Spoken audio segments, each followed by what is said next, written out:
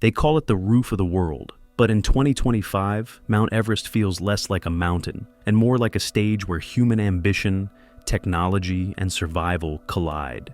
It has always been a place where the line between triumph and tragedy is razor thin, but this year revealed something new. Fewer climbers lost their lives, yet the dangers didn't vanish. They simply shifted into places many people don't expect, and the deeper you look, the clearer it becomes. Everest isn't becoming safer, it's becoming stranger. This spring season, the death toll came in at only 5. That might sound small when compared to the 18 climbers who perished in 2023, or even the 8 in 2024. For a mountain infamous for claiming lives every year, 5 feels almost merciful. But those 5 stories show that Everest's danger hasn't disappeared. It's simply waiting in different corners of the mountain. Felipe II Santiago, a climber from the Philippines, collapsed at Camp 4, within striking distance of the summit, but far enough that rescue was impossible. Subrata Ghosh of India achieved what many dream of, standing on the highest point on Earth, but never made it back, passing away near the Hillary Step on his descent. And then there were the Sherpas, the quiet guardians of Everest, who once again paid a heavy price. One died of altitude sickness in base camp, another suffered a fatal heart attack at Camp 1, and 2 more were lost in separate incidents. These men weren't just workers on a mountain. They were fathers, brothers, and heroes whose role in every expedition is far greater than most realize. For decades, Sherpas have carried the weight of Everest on their backs. Literally, they haul tents, food, ropes, and oxygen bottles, while foreign climbers chase their summit dreams. Yet, despite being the backbone of every expedition, they remain the most vulnerable to risk. Every year, Sherpas walk the icefall dozens of times, threading ladders across gaping crevasses and guiding climbers through shifting seracs that can collapse without warning. Many outsiders reach the summit once, celebrate, and return home. The Sherpas return again and again, season after season, knowing that each trip could be their last. When their names are added to the list of Everest's dead, the world often shrugs. But to their communities, each loss leaves a hole that can never be filled. The numbers may be smaller this year, but the weight of those losses reminds us that danger on Everest never truly disappears. It only waits for the next climber, hidden in the thin air or buried beneath the snow. And yet, despite the risks, the mountain saw nearly 850 successful summits this year, almost as many as the record-breaking season of 2019. To some, that surge in success looks like progress, but the truth behind it lies in something far more controversial. One of the biggest reasons fewer climbers are dying is that rescues have reached new heights, literally. Helicopters that once struggled to operate above base camp are now plucking climbers out of zones that were once considered death traps. In 2025, daring missions reached altitudes as high as Camp 3, 7,300 meters above sea level. Just a decade ago, being stranded there almost guaranteed disaster. Today, a helicopter might appear out of the clouds to snatch you off the mountain. For climbers who collapse, break down, or suffer sudden illness, that rotor's whine can mean the difference between a body bag and a second chance at life. But this safety net has sparked its own debate. Some argue that knowing a helicopter might save them encourages climbers to take bigger risks, gambling with survival in ways they never would have before. Others believe it's only right that modern technology gives people a fighting chance in a place that has claimed so many. Whatever side you're on, one fact is clear: the survival rate is shifting. Everest isn't just being climbed, it's being engineered. And that brings us to one of the most explosive controversies of 2025, the rise of lightning-fast ascents. For decades, the golden rule of Everest was patience. Climbers would spend weeks slowly acclimatizing to the thin air, moving up and down the mountain to prepare their bodies for the death zone above 8,000 meters. But this year, a new breed of climbers threw that tradition out the window. Using hypoxic tents at home, oxygen doping methods, and even experimental xenon gas treatments, they trained their bodies long before ever setting foot in Nepal. When they arrived, they sprinted to the summit in less than 5 days from sea level. To outsiders, these record-setting climbs looked like breakthroughs, a sign that Everest was becoming faster, easier, and more accessible than ever.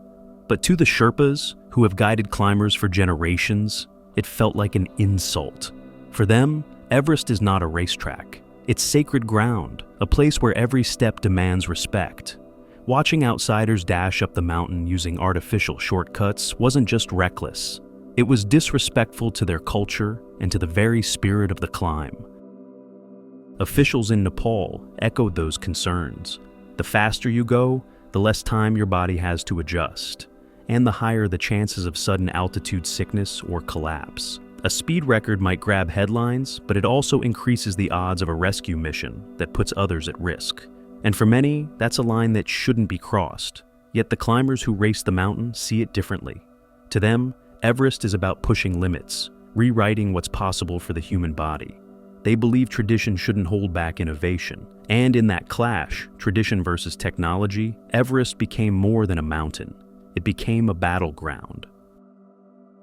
And as if the mountain wasn't already full of tension, the Nepalese government added fuel to the fire with a new set of rules. Starting in 2025, officials began pushing for stricter climbing permits. Only climbers with experience on peaks above 7,000 meters would qualify. Every team would be required to hire a Nepali guide, and the permit fees themselves would rise by more than a third. To the government, these moves are about restoring order. Viral images of long lines of climbers stuck near the summit had embarrassed Nepal worldwide, painting Everest as a circus rather than the pinnacle of mountaineering. By filtering out inexperienced climbers and raising the price of entry, they hope to bring dignity and safety back to the peak. But not everyone welcomed the changes. Wealthy climbers shrugged off the higher fees as just another line item on their adventure budget. Some Sherpas saw the requirement for Nepali guides as a way to protect local jobs, while others worried it could cut off valuable partnerships with foreign experts. And mountaineers everywhere debated whether stricter rules would really save lives, or just make Everest more of an elite playground for the rich. Because no matter what the government does, the mountain itself doesn't change. Above 8,000 meters lies the death zone, where oxygen levels are so low that even standing still feels like drowning. In this place, the body begins to shut down. Fingers and toes turn black from frostbite. Muscles weaken. The brain grows foggy.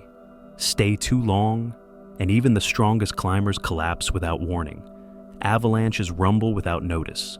Crevasses hide beneath snow bridges. Storms sweep in like ambushes. No permit, no helicopter, and no technology can erase those dangers. Since the first ascent in 1953, more than 340 climbers have lost their lives on Everest. Many of them were experienced mountaineers who thought they were ready. They weren't killed by inexperience. They were killed by the mountain's merciless rules. And that's the paradox that Everest forces us to face in 2025. It's more accessible than ever before, yet just as deadly as it's always been. And while many look at 2025's lower fatality count as proof of progress, others worry it's a false sense of security.